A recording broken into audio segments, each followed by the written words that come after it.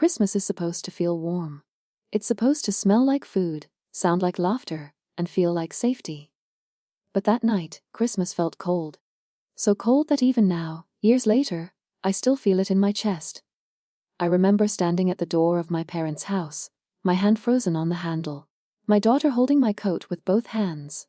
She was 8. Too young to understand tension. Too innocent to sense danger, she whispered, "Mum, why is everyone so quiet?" I smiled, that fake smile parents learn. The kind you wear when you're breaking inside but don't want your child to see it. "It's just a grown-up thing," I said softly. "Everything's okay." But it wasn't. The house looked the same lights, same decorations, same tree my mother insisted on using every year. But something was wrong. You know that feeling when a room looks familiar, yet feels hostile? That was it. The table was already set when we walked in. Plates placed carefully. Glasses polished. Too perfect. My father didn't hug us, my mother didn't smile. My brothers avoided my eyes, and that's when I knew. This wasn't a family dinner. This was a decision night. I helped my daughter sit down. She swung her legs under the table, humming a Christmas song. I wish I had left then. I wish I had trusted the fear sitting in my stomach. But I didn't. And 5 minutes later, my entire life shattered. I wasn't always the problem child. I was the responsible one. The one who followed rules. The one who helped my mother cook. The one who defended my father when others complained about him. I married young. Not because I was careless, but because I believed in love. And when my husband left, my parents didn't comfort me. They judged me. She couldn't keep a man. That's what happens when women think too much. She embarrassed us. Those words followed me everywhere. Even after I rebuilt my life. Even after I raised my daughter alone. Even after I worked 2 jobs just to keep her smiling. Nothing was ever enough. Still, they invited us for Christmas, they said. Family should be together. I believed them. That was my mistake. Halfway through dinner, my father cleared his throat. That sound still echoes in my ears. He didn't look at me. He looked at my daughter. And then, he said the words that changed everything. "Take your things." My father said calmly. "And leave." I laughed. I actually laughed.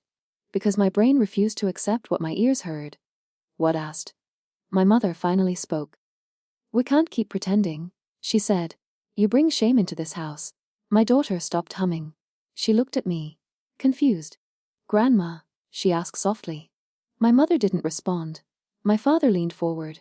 "You and the child," he said, "and never return." The room went silent. No one defended us. Not my brothers, not my aunts, not a single person. I felt my daughter's hand shaking in mine. "Mom?" she whispered. "Did I do something bad?" That question broke me. I stood up. My voice was shaking, but I spoke anyway. "She's 8, I said. "She's your granddaughter." My father's eyes were cold. "She's a reminder," he replied, "of your failure." I felt something snap inside me. I grabbed my coat, picked up my daughter. And as I walked toward the door, my mother added the final knife. "Don't come back," she said, "even if you beg." 5 minutes, that's how long it took them to erase us. Or so they thought. We were halfway down the driveway when my phone rang. I almost ignored it. But something told me not to. I answered. And everything changed. It was my uncle. My father's older brother. The one they never talked about. His voice was shaking. "Are you still there?" he asked. "Yes, I just left." There was silence. Then he said something that made my legs go weak. "Good," he said. "Because they were about to lie to you." I stopped walking. "What do you mean?" I asked. "They've already signed the papers," he continued. "They're cutting you out completely." I laughed bitterly. "Of course they are." "No," he said, "you don't understand. They didn't just cut you out. They built everything on your name. And that was the moment revenge stopped being an emotion and became a plan." I stood there in the cold, my daughter stood in my arms, my uncle's words ringing in my ears. "Everything is in your name," he repeated, "the house, the business, the land." I couldn't breathe. "That's impossible," I said. "I signed nothing." "You did," he replied quietly. "Years ago." Memories rushed back. Papers my father asked me to sign when I was younger. Just formalities. he said. Trust me. I trusted him. I was their daughter. I didn't know those signatures would become chains. My uncle continued. They used your clean record. Your credit. And now, he paused. They want you gone, so when things collapse, you take the fall. My hands started shaking. They didn't just reject me. They were preparing to sacrifice me. I looked at my daughter. Her face was pressed into my shoulder, silent, tired, innocent. That's when anger stopped being loud. It became calm. Dangerously calm. I thanked my uncle and hung up. Then I whispered the words that changed everything. No one throws my child away and walks free. I didn't scream. I didn't cry. I didn't go back begging. Instead, I went quiet. For weeks, I said nothing. I took my daughter to school. Went to work, cooked dinner. But at night, when she slept, I researched. Documents, records, signatures. Everything was there. Loans taken in my name, properties registered under me. Deals I never knew existed. They weren't rich. They were pretending. And they were using me as the mask. I met a lawyer. I didn't tell him my story. I showed him proof. He leaned back and said something I'll never forget. If you stay silent, he said, you lose everything. But if you speak, he paused, they lose everything. That night, I made my choice. I wouldn't attack. I would expose. Slowly, cleanly. And they wouldn't see it coming. 3 months later, my father called. His voice was different, polite, nervous. We need to talk, he said. I'm busy, I replied calmly. But I'll come by tomorrow. Silence. They didn't expect that. The next evening, I walked into that same house. Same table, same chairs. But this time, I wasn't a guest. I was the owner. They didn't know it yet. My mother offered tea with shaking hands. My father avoided my eyes. I placed a folder on the table. I just wanted to return something, I said gently. They stared at it. What's this? My father asked. Everything, I replied. Loan records, ownership papers, signed contracts. My mother gasped. My father's face turned pale. You lied, I continued. You used my name.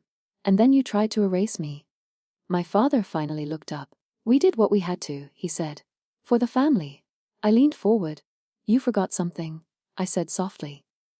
I am the family. I didn't take revenge in private. I waited. Until the family gathering, until everyone was there. Relatives, friends, neighbors. Smiles everywhere. My father stood proudly, telling stories. I stood up. Can I say something? I asked. The room went quiet. I didn't shout. I didn't accuse. I simply told the truth. How my name was used. How my child was rejected. How I was told to disappear. Gasps filled the room. My father tried to interrupt. I raised my hand. For years, I said, I thought silence was respect. But silence is what allowed this. I turned to my daughter. She stood beside me. Brave, calm. This, I said, is my family now. People started leaving. Whispers followed. Reputations cracked.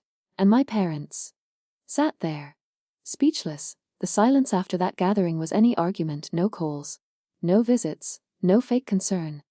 For the first time in my life, I wasn't chasing their approval. They were chasing survival. Within weeks, the truth spread. Banks started calling, investigations began, accounts were frozen. And suddenly, my parents weren't respected elders anymore. They were desperate people with nowhere to hide. One evening, my phone rang. It was my mother. Crying. Not soft crying, not emotional crying. Panic crying. We didn't mean it. She sobbed. You know we love you. I closed my eyes. Love. Love doesn't throw a child out on Christmas. Love doesn't use your name like a shield. I know, I said calmly. You meant to protect yourselves. She went quiet. Then she whispered, can you fix this? I looked at my daughter doing homework beside me. Peaceful. Safe. No. I replied. And for hung up first. The legal process took months. But truth doesn't rush. It waits. And then it arrives fully dressed. The house, the same house they told me never to return to, was legally mine. When the final papers were signed, the lawyer smiled. Congratulations, he said. You're free. Free. That word felt strange. I stood in front of the house one last time. Not to celebrate, but to let go. I didn't go inside. I didn't need to. Some places are only powerful when you fear them. I sold it, not for revenge, but for release. With that money, I bought something better. A future. One night, my daughter asked me a question. "Mom," she said, "why don't we visit Grandma anymore?" I sat beside her, careful, honest. "Because," I said softly, "some people don't know how to love safely." She thought for a moment. Then she smiled. "That's okay," she said. "I feel safe with you." That was it. That was everything. Not money, not justice, not revenge, safety, peace. I realized something then. They didn't lose me that night. They lost the right to me. People think revenge has to be loud. It doesn't. Sometimes revenge is living well. Sometimes justice is choosing yourself. And sometimes, the strongest response to betrayal is refusing to carry it any longer. My parents wanted me gone. They wanted silence. They wanted control. What they got instead was the truth, and a daughter who finally learned her worth. So if you're listening to this, if someone ever tells you to disappear, remember this. You don't need permission to exist. You don't need approval to protect your child. And you don't owe loyalty to people who break you. Because family isn't who shares your blood. Family is who never tells you to leave. People think the story ends when justice is served. It doesn't. That's when the real change begins. Months passed. Life didn't suddenly become perfect. But it became honest. No walking on eggshell and waiting for approval. No explaining my worth. I worked fewer hours. I slept better, I laughed more. And something unexpected happened. People started coming to me. Relatives who once stayed silent. Neighbors who didn't want to get involved. They said things like, "We didn't know. We should have spoken. You were always strong." I nodded. Not because I agreed, but because I had outgrown needing apologies. Almost a year later, my father showed up at my door, alone, older, smaller, no authority left in his voice. "I just wanted to see my granddaughter," he said quietly. I looked behind me. She was doing homework at the table. Safe. Smiling, I stepped outside and closed the door behind me. "You had your chance," I said. He nodded. "I know." For the first time, he didn't argue. "I taught you to be strong," he said. "I didn't expect you to use it against me." I looked him straight in the eyes. "I didn't use it against you," I replied. "I used it for my child." That's when he broke. Not loudly. Just a quiet collapse of pride. I didn't feel joy. I felt closure. And that was enough. The next Christmas, there was no big table, no forced smiles, no fear, just a small apartment, a small tree, and real laughter. My daughter helped decorate it. She looked at me and said, "Mom, this is my favorite Christmas ever." I swallowed the lump in my throat. "Mine too," I said. Because for the first time, no one could take it from us. Some families teach you love. Others teach you survival. Both lessons matter. But only one deserves your loyalty. If someone ever tells you to leave, if they try to erase you, if they treat your child like a burden, remember this story. Not everyone who loses you will admit they were wrong. But they will feel it, every single day. Because the strongest revenge is becoming untouchable. Time passed. Not days. Not daughter grew taller, stronger, more confident. She stopped asking about grandparents, stopped remembering the night that broke me. And I realized something important. The pain didn't disappear, it expired. Meanwhile, life wasn't kind to everyone. My parents aged faster than they should have. Without control. Without respect. Without the family they once ruled. People stopped visiting them, stopped calling. Because fear only works when people are afraid. And no one was anymore. One afternoon, I ran into an old neighbor. She looked surprised to see me. "You know," she said, "your parents talk about you a lot." I smiled politely. "What do they say?" She hesitated.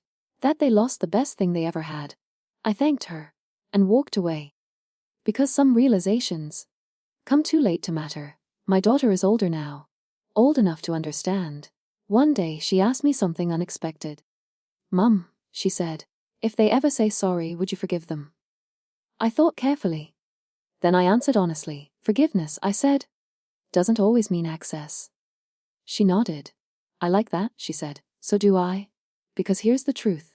Not everyone who hurts you deserves punishment. But not everyone deserves a second chance either.